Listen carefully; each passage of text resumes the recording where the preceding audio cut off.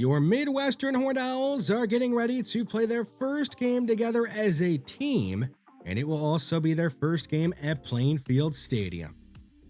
I know the expectations for Midwestern have to be very low here in this first year of the Dynasty. This roster it was thrown together at the last second, and it is made up of leftovers from the transfer portal. What would it actually take for us to have success in year number one of this Dynasty? On offense, we would need to limit turnovers, sustain some longer drives to keep our defense off the field and fresh, and we would need one of our playmakers to step up. And if one of them is going to do it, it would likely be Jordan Bryant, who is the most dynamic playmaker we have on the entire team. So we have to do a good job of keeping him fresh, and that means that we're going to have to utilize a couple of our backup running backs to do that. So expect to see some of Jimmy Hill and also Cameron Barber in order to keep Jordan Bryant fresh. On the defensive side of things, our pass defense is likely not going to be very good this year, no matter what we do. We have a really bad combination at cornerback of being undersized and slow. So the pass defense, it's kind of already going to be a lost cause, in my opinion. But the run defense, we have to at least be able to stop teams from running the ball all over us. And it is going to take more than just our defensive line and linebackers to do that. We are going to need our secondary to at least be okay against the run. This is not only our first game of the season, it is also going to be our first conference game of the year, making it even more important as we take on UTEP today. And on top of all the other firsts, it will be Reggie Hambrick's first game as a head coach. And he wants to get his coaching career started off the right way. You look at UTEP on paper, they are just a flat-out better team than we are. They have a better offense, a better defense, and a higher overall in general. Their best player overall is Maurice Westmoreland, a defensive end with an 86 overall. You could add two of our players together, and he still might not get to an 86 overall. On the offensive side of things, they have a nice 1-2 punch at running back of Javon Jackson and also Darian Trish that we're going to have to try and slow down. Here we are in Plainfield, Illinois at Plainfield Stadium. Midwestern playing in their first ever game. It is in the rain. They're going to try a trick play to begin things here, and it will not go their way. Jordan Bryant got hit as he let it go, and it appeared like UTEP was ready for that one. Justin Cage, the actual quarterback for Midwestern, will try a pass, but he puts it behind Devin Glover. It's incomplete, and Midwestern will lay a rabbit out of their hat here on 3rd and long. Cage is going to sky the ball deep down the middle of the field into traffic and nearly throw a pick. It probably should have been picked off, but luckily for him and Midwestern, they could at least punt the ball away. UTEP with some great starting field position already at midfield. Locklear, the quarterback for the Miners, will keep it on a read option and be knocked to the ground by Van Horn, a gain of 3. Man in motion. Locklear is going to pull off a bunch of fakes, and down he goes. He's going to be sacked by Wyatt Van Horn, and that is the first ever sack in Midwestern history. 3rd and 14 for UTEP. Locklear, he wants it all, going deep down the right side of the field, and Jerome Moon is going to deny him. Nice pass breakup, and the Miners are going to end up going 3 and out as well. Midwestern for their second chance on offense. Here is Jordan Bryant on a toss. He can't quite get the block he needs to make it a big run, but he does pick up 4 yards. 2 tight ends to the right side of the formation, and they'll toss it right side this time. Jordan Bryant's got the first down easy and is brought down up at the 34-yard line. Cameron Barber, the back here on 1st and 10. They will hand it off to the senior, and the big running back is going to get a couple of blocks, break a tackle, and pick up 12 yards. He's up to the 46-yard line. Midwestern nearing midfield. A fake to Jimmy Hill and a quick screen to Zach Hawkins, the tight end, who was a lead blocker on the previous play. He is down at the 45 of UTEP. Barber back in the game here on 3rd and short. And he's got an easy running lane. Cameron Barber up to 31 of UTEP. 2 carries, 27 yards for this big senior running back. Jimmy Hill out there now. And they continue the running here on this drive as Jimmy Hill has a gain of 5. 3rd and 2. Hill is still out there. Cage looking to throw it. He'll go to his left, and Zach Hawkins will make the grab, getting the first down. It is already his third catch here of this first quarter. A fake to Bryant, and Cage is under quick pressure with nowhere to throw it. He's going to be forced to throw the ball away in order to live to see another down. Big 3rd and 8 here early in the first quarter. Cage, facing a blitz, is under pressure, and he's going to be sacked way back at the 18 by Dorian Hopkins. It sure looked like Jordan Bryant had a chance to pick him up, but he just straight up whiffed. Now the Midwestern Horned Owls are going to have to settle for a 35-yard field goal attempt. Aaron Farr is going to make the kick, despite the bad weather conditions, in Midwestern as their first ever points and first ever lead in team history. UTEP trailing by 3 here in the first quarter. A nice run stop by DeMarcus Perkins, the junior edge rusher. A loss of 1 for Javon Jackson. 3rd and 8 for UTEP as they try to avoid going 3 and out again. Locklear under pressure, and he's going to be sacked again. It'll be Joe Moss this time, the senior defensive tackle, making the play. So UTEP does end up going 3 and out on back-to-back drives to start things here. Midwestern with the lead in possession. A gain of 8 for Devin Glover as he's up to midfield. Hawkins heading in motion on 3rd down, and the throw is going to go his way. He'll make the grab and immediately go out of bounds at the 46 of UTEP. Still at the 46 here on 2nd and 10. Jordan Bryant is going to run straight ahead, and he's got the first down, they say, at the 35. Jordan Bryant on 2nd and 8 is going to take another handoff and make his way up to the 27. A lot of runs here in the rain, and it seems to be working out.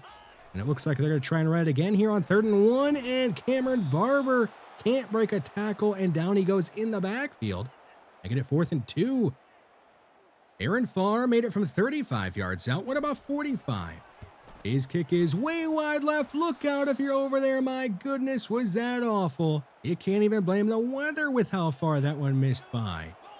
Midwestern only up by 3 after the terrible miss from Aaron Farr. A big loss there by Javon Jackson. Max King and DeMarcus Perkins were able to stop him in the backfield. UTEP trying to avoid going 3 and out for a 3rd straight time, and they will get a first down here. That is Jaden Smith, a senior wide receiver, making a tough grab. Jackson on his 4th carry of the game. He'll pick up 5 yards. That is his best run of the game. Been a struggle for him in the UTEP offense in this one up until this point. Maybe they have something going, though, getting a first down and another one here. That is a sophomore in Judah Azinwa.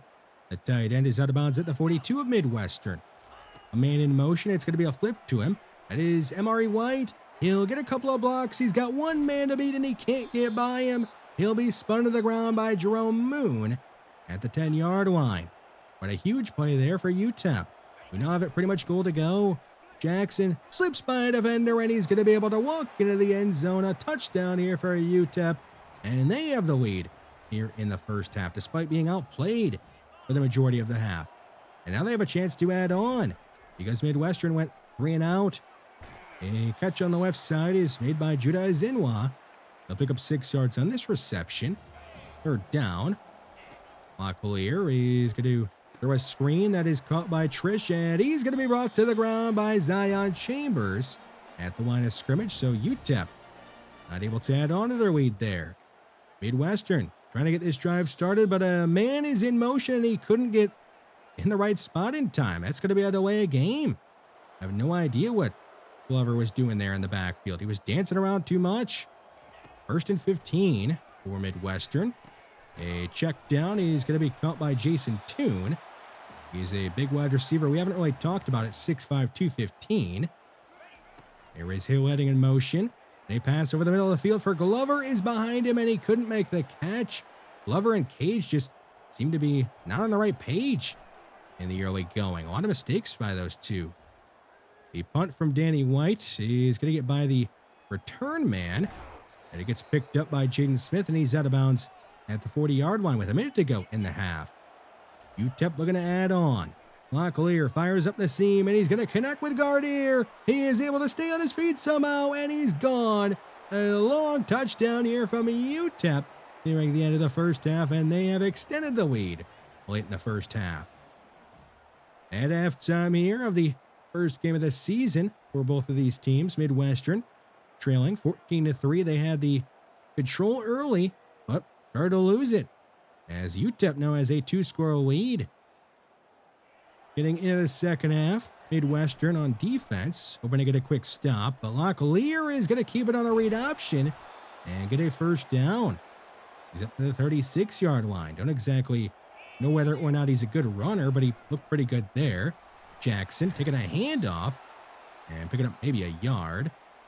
The defense here for Midwestern trying to hold strong on third down. Jackson taking a handoff on 3rd and 9, and he gets near the first, but he will not get it. He goes down barely shy of the first down. Midwestern does end up holding strong. And they cut into this lead a little bit. A handoff to Bryant. He gets a few blocks, and he's just going to head to bounds here. There's a flag on the play, and it is going to come back. They are going to be calling holding here on, I believe, the right tackle. And it is on Kalen Perkins. So wipe that play off the board. Midwestern is in a hole. Cage is going to throw this one on the move. It is hung on to by Denard Stockton. And he's hammered to the ground right away. Second down. Bryant taking a handoff, and he's going to find a lane, get a first down. So the run on 2nd and long works out in their favor. And Jordan Bryant is now over 50 yards on the ground in this one. Cage from his own 42 has a man open. That is CJ Carter, number 18, and he's out of bounds at the 45 of the Miners. Under 7 minutes to go in the third quarter, Bryant is going to head up the middle, and he's down at 38 of UTEP with a gain of 7. Hawkins heading the left side of the formation here on 2nd down. Cage, after a fake to Hill, is going to throw on the move, and he throws it right to Jace Hunter. What are you doing? He had 2 guys open, and he throw it to one of the 2 that's covered. Just a bad read. And now UTEP has momentum. They have possession and the lead. And Midwestern dig themselves out of this one. Not if they're making plays like that against us. Jackson just put on a nasty spin. And he's all the way to the 41 of Midwestern. White heading in motion. After the fake to him, Jackson is going to be swarmed in the backfield. A loss of 5. Javon Turner leading the charge on that one. After the big loss, they go back to Jackson, who's met by Wyatt Van Horn, and he's going to be popped by Jefferson, and he whiffs on the fumble recovery, and a lineman gets it. Malik Jefferson had the ball in his hands, but he just didn't pick it up. Could have been a touchdown. How do you miss that pickup? Maybe the rain? It just slipped through his hands. 3rd and 28 for UTEP. Do they have a miracle in them? They do not on this drive. A sack for DeMarcus Perkins. And a really great showing from the Owls defense on that set of downs. A handoff to Jordan Bryant as they try to get this offense under control. They've only put up 3 points on the board in this one. Now flip to Glover. He is going to get just enough blocking here to get to the edge as he's out of bounds across midfield with his 2nd catch of the day, technically. A handoff to Bryant. He is spun to the ground, but not before he's got 5 yards on the play. Midwestern has dominated in time possession. They lead in yardage, but they're losing the game as Hill is going to get a swing pass on the right side, spin by a few UTEP defenders. And Jimmy Hill is up to the 23 of UTEP. They're going to send. That is Glover in motion. Handed off to Bryant, who's got nowhere to go on this one. UTEP and Westmoreland there to stop him. 2nd down. They'll ball pass here. It is going to be caught by Hawkins. He'll get a block. He is upended inside the 10 down at the 4-yard line. It is goal to go for Midwestern. Out the 3. A handoff right side, and Cameron Barber is in. The first touchdown in Midwestern history is going to make this a 1-score game here in the 4th quarter. They will go for 2, trying to make this a 3-point game. Cage is going to throw it right side to Hawkins, who went in motion across the formation, and he makes the grab, and the 2-point conversion is good. 14-11. UTEP with the lead, but maybe momentum slipping away from their fingers as a run is going to be stopped behind the line of scrimmage. Deshaun Rockwell there on the play. Jackson again met in the backfield, but he breaks away, but he is going to be again swarmed by a bunch of Owls in the backfield. 3rd and 12. They're going to run it again. Jackson finds a lane. He's near the first, and again he goes down just short of it. A risky call there if you want the first down running it on 3rd and long, and it doesn't work out. Midwestern, a chance to take the lead or at least tie the game up. Here's a deep ball left side for Denard Stockton. He's got it, and he's gone. A long touchdown for Midwestern, and they have come back to take the lead here in their first ever game. Here now in the 4th quarter, they lead 17-14. UTEP is down by 4 here in the 4th quarter after Midwestern made the extra point. It's going to be a handoff to number 4, Javon Jackson. Will lose 2 yards. Max King making a play behind the line of scrimmage. That is his 3rd tackle for a loss in this one. It'll be a quick screen. That is Trey Goodman getting right by Zion Chambers, and Goodman is going to break a few tackles, going down up near the 40 at the 38. Down to 7 minutes to go here in the 4th quarter. Jackson on a toss is down right away. DeMarcus Perkins making another play behind the line of scrimmage. The 5th time he has made a tackle for a loss. Now UTEP is going to dial up a screen, and it was a good play call as UTEP is going to take it across midfield. That was their backup running back, Darian Trich, as he's to the 48 of Midwestern. Montclair keeping it on a read option, and Midwestern is going to make him pay. It is a big hit delivered by Wyatt Van Horn. After the gain of 5 by the quarterback, he's going to hand it off to the backup running back, and Darian Trich is down at the 35 of the first down and a gain of 8. Now at the 21 with under 4 minutes to go in the 4th quarter. It's a toss to Jackson. Can he get to the edge? He kind of can, but he isn't able to break off a huge run. It's still going to be a gain of 9 for the Miners. 3rd and 2, a handoff here, and Trich is going to find a running lane. Can he get in? He can't. He's brought down to the 3, making it goal to go for UTEP. A run heavy look on 1st and goal. Here is Jackson on a toss to the short side of the field. He is not going to make it into the end zone. He's down right away at the line of scrimmage. Nearing the 2-minute warning. Jackson is going to try the right side of the field, and there is no Midwestern defender there to stop him. He's got his 2nd touchdown of the game, and UTEP has reclaimed the lead in the 4th quarter. And Midwestern put together a great drive here. They do have all their timeouts in nearly 2 minutes to try and get down the field. Here is Bryant on a screen. Nice warm-up throw for Cage to get some nice easy yards there. A gain of 7. Pressure on the way, though, on 2nd down, and down goes Cage. He's going to be sacked by Maurice Westmoreland, who we know is a great player, and he's made a lot of great plays in this one. More pressure on the way. Cage going down the field this time, and it's going to be caught. Denard Stockton makes a big play again. His 2nd big play in this one, and he's able to keep this drive going and keep hope alive for Midwestern. Down to a minute 30 to go in the 4th. Here is Jordan Bryan up the middle. UTEP with nobody really there to stop him. I guess they weren't expecting the run, as Bryant is over 80 yards on the ground in this one. Cage to his left, and there is Zach Hawkins making another grab. He's had quite a few catches in this one. Just a minute to go in the 4th. Cage facing pressure. He's going to go underneath. Glover will make the grab and turn up field, heading out of bounds, a yard short of a first, and saving a timeout. A man in motion. That is Jordan Bryant. No UTEP defender went with him. That is going to be an easy gain here for the Midwestern Ordals, as Jordan Bryant is out of bounds at the 10. So Midwestern just 10 yards away from taking the lead back here in the 4th quarter in their first ever game. Jimmy Hill up the middle. He is hammered to the ground by Maurice Westmoreland, who was not going to let that be a touchdown. Down to 20 seconds to go in the 4th. Bryant in the game. He'll take the handoff, and he's in. And Midwestern has come back to take the lead again here in the 4th quarter in this back and forth game. And now it's time for the all-important extra point. And Midwestern make it a 4-point lead. Aaron Farr is going to make the kick. So UTEP is now going to have their backs against the wall. But a great drive put together there by Midwestern. 10 plays, a minute 41, and 75 yards, and they have the lead again. UTEP in need of a miracle. Down by 4, they need a touchdown. They have all their timeouts. It's going to be a quick check down, and that will certainly not get the job done. UTEP is going to use their first timeout. With just 8 seconds remaining, how big of a play are you going to try here? They are going to try a Hail Mary, it looks like. Time winding down. This could be the last play. It is up in the air. It's deflected and it's going to be incomplete.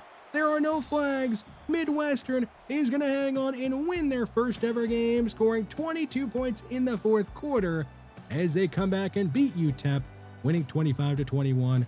What a game.